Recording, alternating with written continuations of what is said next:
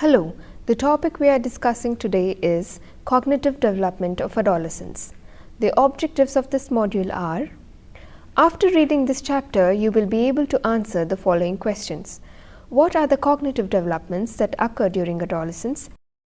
What are the different concepts of adolescents' cognitive development? And how adolescents' cognitive development is different from that of childhood cognitive development. With physical development, there is a remarkable change in adolescents' cognitive development. The changes of how adolescents think, reason, and understand can be more dramatic than their obvious physical changes. Adolescents are considered to be in the formal operational stage of Piaget, that is the highest level of cognitive development. Their thinking process is more realistic and is capable of abstract reasoning.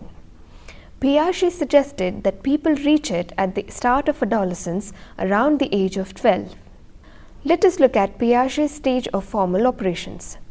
According to Piaget, the adolescent years are remarkable because youth move beyond the limitations of concrete mental operations and develop the ability to think in a more abstract manner. Piaget used the term formal operations to describe this new ability. Formal operations refer to the ability to perform mental operations with abstract, intangible concepts such as happiness or well-being, and to be able to estimate or describe the effect of these intangible concepts. Therefore, youth can now represent in their mind circumstances or events that they have never seen nor personally experienced. During adolescence, the developing teenager acquires the ability to think systematically about all logical relationships within a problem. The transition from concrete thinking to formal logical operations occurs over a period of time. Each adolescent progresses at varying rates in developing his or her ability to think in more complex ways. Each adolescent develops his or her own view of the world. Some adolescents may be able to apply logical operations to schoolwork long before they are able to apply them to personal dilemmas. When emotional issues arise, they often interfere with an adolescent's ability to think in more complex ways. The ability to consider possibilities or facts may influence decision making in either positive or negative ways. Adolescent thought is more abstract, characterized by verbal problem-solving ability, increased tendency to think about thought itself. Thought is full of idealism and possibilities, and their thought is more logical. So the adolescent is able to think about fanciful problems which are not based in reality and realizes that logical rules can be applied to the ideas that violate reality. For example, take the problem of: if all green people live in red houses, are all people who live in red houses green? The concrete operational child would have difficulty getting beyond the fact that there is no such thing as green people. Whereas the adolescent who is in the formal operational stage would focus on applying logical solution to the problem regardless of the unrealistic content. During adolescence, their thought also becomes increasingly flexible and abstract. To solve problems, the adolescent uses logical processes in which all the possibilities in a situation are considered. In contrast to the concrete operational child, who under most circumstances can solve problems of classifications only in a real situation with the objects actually being present, the adolescent can consider a number of alternatives or hypotheses in a problem-solving situation and thinks of what could occur. In addition to this system of deducing consequences from a variety of alternate hypotheses, the adolescent can assimilate and combine information from a variety of sources. Rather than evaluating single factors in solving a problem as the concrete operational child would do, the adolescent at this stage is able to consider combinations of factors and simultaneous interactions of these factors which will affect the solution. Adolescents can deal with possibilities and predict future events. Their thinking is not confined to the concrete physical realities. Suppose children are asked a question of the form, cows are bigger than tigers and tigers are bigger than elephants. Which between the two, elephant or cow, are smaller? A formal operational adolescent will evaluate the logic of the statement to answer the question, which a concrete operational child cannot. This shows the abstract and hypothetical nature of adolescents' thought processes.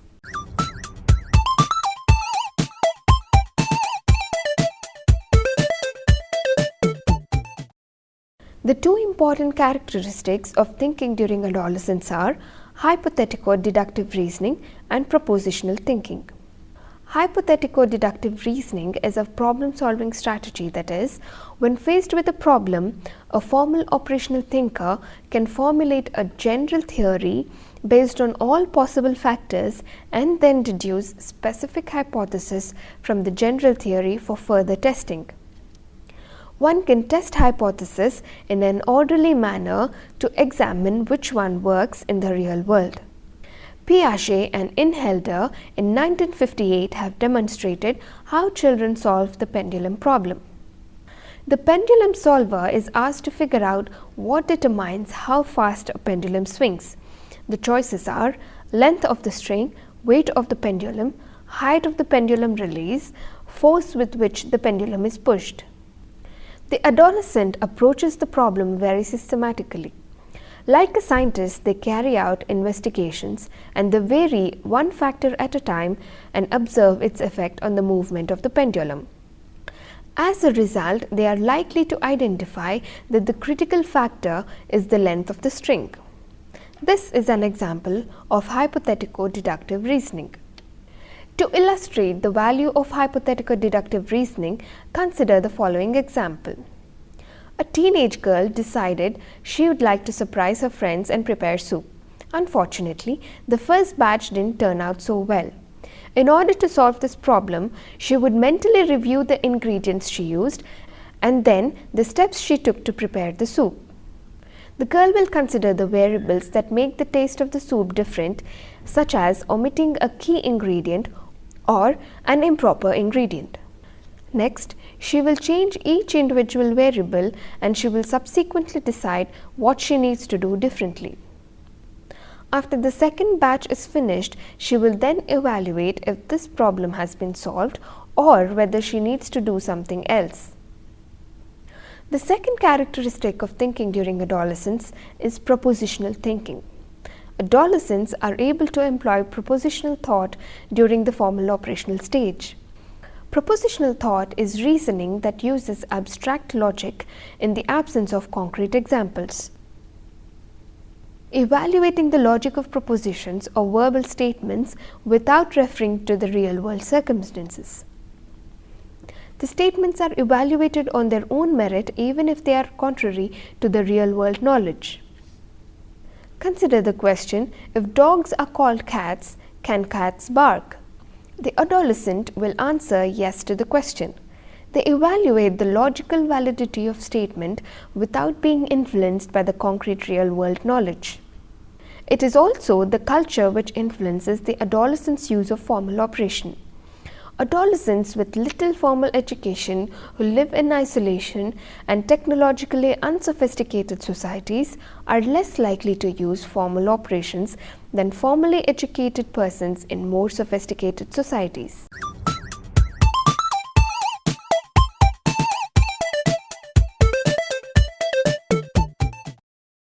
According to information processing perspective, adolescents' cognitive abilities grow gradually and continuously. The information processing perspective sees changes in adolescents' cognitive abilities as gradual transformations in the capacity to take in, use, and store information. The maturation of frontal lobe helps the adolescent to process the information in a different way. Multiple progressive changes occur in the way adolescents organize their thinking, develop strategies to deal with new situations, sort facts, and advance in memory capacity and perceptual abilities. According to information processing perspective, there are two categories of changes noticed in adolescent cognition. First is structural change and second is functional change. Structural change includes changes in working memory capacity and increasing amount of knowledge stored in long-term memory. The capacity of working memory enlarges and helps adolescents to handle complex problems. Information stored in long-term memory can be declarative, procedural, or conceptual. Declarative knowledge is defined as the factual information stored in memory and known to be static in nature. It consists of all the factual knowledge a person can acquire, for example, the simple question as to who is Gandhiji. Procedural knowledge is the knowledge of how to perform or how to operate. It consists of all the skills a person has acquired. It is to know how something happens in a particular way. For example, how to drive a car. Conceptual knowledge cannot be learned by rote. It must be learned by thoughtful and reflective learning. It is to know why something happens in a particular way. For example, pondering upon the question as to why Earth revolves around the Sun. That is all about structural change. Now let us look at the functional change. Processes for obtaining, handling, and retaining information are functional aspects of cognition, which include learning, remembering, and reasoning. The most noticeable functional changes are a continued increase in processing speed and further development of executive functions such as selective attention, decision making, and management of working memory. Why are these developments so important? For example, what is the role of decision making during adolescence? Adolescence is a time of increased decision making. Compared to children, young adolescents are more likely to generate options, examine the situation from a variety of perspectives, anticipate the consequences of the decisions, and consider the credibility of sources. Unlike Piaget's view that cognitive advances occur in stage-like spurts, information processing theorists emphasize gradual and continuous growth. The changes in cognitive abilities are gradual transformations in the way individuals take in, use, and store information. According to this view, thinking advances during adolescence results from the ways people organize their thinking and develop new strategies. Critical thinking is one of the important concepts. A solid basis of fundamental skills is necessary for the development of these skills. Recent studies have shown that critical thinking increases with age but occurs less with junior high school students. Cognitive changes that allow improved critical thinking are increased speed and capacity of information processing, more breadth of content knowledge in variety of areas, increased ability to construct new knowledge combinations, a greater range and more spontaneous use of strategies. Information processing perspective asserts that one of the key reasons that mental abilities advance during adolescence is the growth of metacognition. Metacognition is the ability to think about one's own thinking process and their ability to monitor cognition. Adolescents are more capable of understanding their own mental processes. For example, adolescents plan their study materials depending on their memory capacity. The improvements in metacognitive abilities permit adolescents to comprehend and master school materials more effectively. These new abilities can make adolescents deeply introspective and self-conscious, the two characteristics which produce a high degree of egocentrism. Egocentrism in adolescent thinking. Adolescent egocentrism is a stage of self-absorption where the world is seen only from one's own perspective. Thus, adolescents are highly critical of authority figures, unwilling to accept criticism, and quick to find fault with others. Adolescent egocentrism helps explain why teens often think they are the focus of everyone's attention. Adolescent egocentrism leads to two distortions. One is imaginary audience, where adolescents think they are the focus of everyone else's attention, constructing elaborate scenarios about others' thoughts and intentions. Second is personal fables, the belief that the adolescent is unique and exceptional and their experiences are shared by no one else. The imaginary audience is the emergence of social self seems to be marked by a period of heightened self-consciousness during which adolescents are thought to become increasingly preoccupied with other people's concerns about their actions, thoughts and appearance. According to Elkin's theory, this belief results in increased self-consciousness, a tendency to anticipate the reaction of other people in relation to the self, and a feeling of being the focus of attention, regardless of whether a real audience exists or not. Therefore, teens may mistakenly believe that everyone around them is watching and judging them, scrutinizing their every move, and as a result of which they become painfully self-conscious. The concept of imaginary audience helps parents to understand why their teenagers spend more time in front of the mirror or become increasingly embarrassed over a seemingly minor mistake. Secondly, the personal fable is a related construct which denotes adolescents' convictions of their own personal uniqueness, giving rise to the sense of being special. Youth may feel exceptionally unique and different from other people, including their own peers. Piaget also called this the personal fable. Many teens believe they have unique abilities or conversely unique problems, different from anyone else in the world. Some youth feel as though they are better, smarter and stronger than others.